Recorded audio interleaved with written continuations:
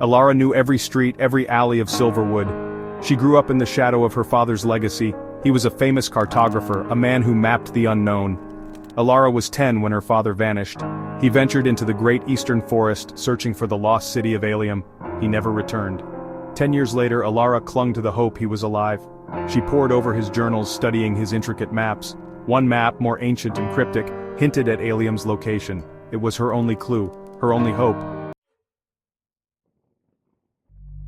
Alium was a legend, an ancient city swallowed by the earth. Some dismissed it as myth. Alara's father believed, so did she. The map was different. It spoke of celestial alignments, stars guiding the way to a hidden entrance, an entrance that appeared only once a generation. Alara studied the map. Its edges were worn, its markings faded, but it held the key to finding Alium and perhaps her father. She knew the astronomical event described in the map was just days away. Time was running out. The air crackled with anticipation.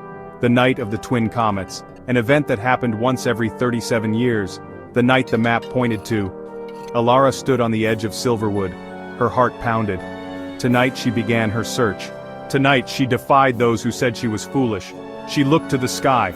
2 comets blazed across the darkness, their tails like fiery swords. This was her moment. The map stirred in her hands, pulsing with an unseen energy. The time had come. The map led Alara east, into the great eastern forest. The forest was vast and unforgiving. Many had entered its depths. Few returned. Days turned into nights. Alara pressed on, her resolve unwavering. She survived on her wits, her knowledge of the land, and the hope that fueled her every step. She studied the map by firelight. Each symbol, each marking, held a clue. She deciphered them, slowly, painstakingly, like pieces of a puzzle. She was getting closer. She could feel it. Alara wasn't alone. Her childhood friend Liam, a skilled tracker, insisted on joining her. He knew the forest. He knew its dangers.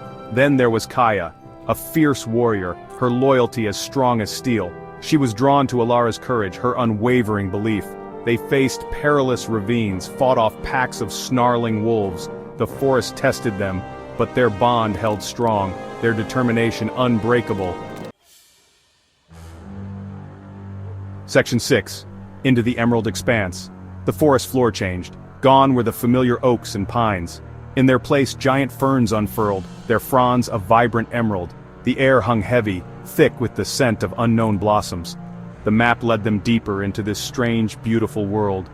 The Emerald Expanse, it was called in whispers, a place of legend and danger. Alara could feel her father's presence. His spirit guided her. She knew it. She pressed on, her heart pounding with anticipation and a growing sense of dread. Section 7. Whispers in the Wind. The air grew colder as they climbed. The terrain became treacherous. Jagged rocks jutted out from the earth. Waterfalls cascaded down moss-covered cliffs. The wind whispered through the canyons. Whispers that sounded like voices. Whispers that spoke of Alium. Whispers that chilled Alara to the bone. She consulted the map. They were close. She could feel it. But a sense of unease settled over her. A feeling of being watched. Section 8. The Shadow of the Mountain. They reached the base of a towering mountain. Its peak was shrouded in perpetual shadow, even in the midday sun. This was the final obstacle, the final test. The map showed a hidden entrance, a series of caves that would lead them to Alium. But the entrance was guarded. By what, Alara didn't know. Fear gnawed at her, but she pushed it aside. She had come too far to turn back. She would find Alium. She would find her father. She took a deep breath and led her companions towards the shadowy maw of the mountain. Section 9. The City and the Stars. The caves were dark and winding. The air was thick with the smell of damp earth and something else, something ancient and unsettling. Alara pressed on, her torch casting flickering shadows on the cave walls. They came to a chamber, a vast chamber with a high ceiling that disappeared into darkness. And in the center, a sight that took Alara's breath away. A city of shimmering crystal. Buildings that seemed to be carved from starlight. Waterfalls cascading down terraces of glowing stone.